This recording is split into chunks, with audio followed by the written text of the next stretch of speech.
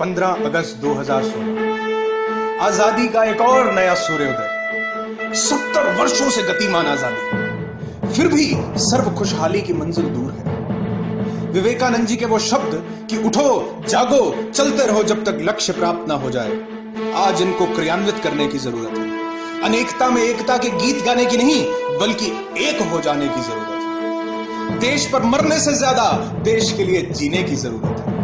कल सुभाष चंद्र बोस ने कहा था कि तुम मुझे खून दो, मैं तुम्हें आजादी दूंगा।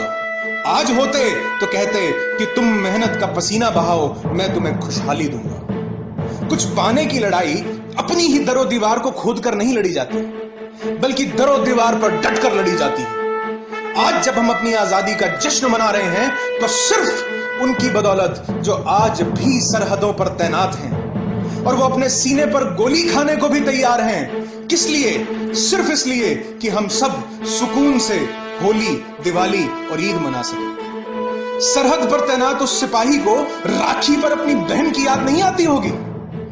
क्या उसकी कलाई बहन की राखी को नहीं तरसती होगी? बिल्कुल तरसती होगी। वो ये सोच कर डटा रहता होगा और गर्व महसूस करता होगा कि हजारों लाखों बहनें अपने भाई की कलाई पर सुकून से राखी बांध सकें। पर ये क्या, सरहद की हिफाजत तो हमारी सेना करती है, और उन्हीं सरहदों के अंदर सड़क पर देश की एक बेटी अकेला चलने से डरती है। क्या ऐसी ही आजादी को माना हमने अपना था? क्या यही है वो आजादी जो शहीद आजम भगत सिंह का सपना था? अगर नहीं तो अभी बहुत कुछ बदलना बाकी है। तो क्यों ना उस बदलाव की शुरुआत आज से ही करें कि चाहे किसी की भी हो, वो बहन अब अकेली चलते हुए न डरे।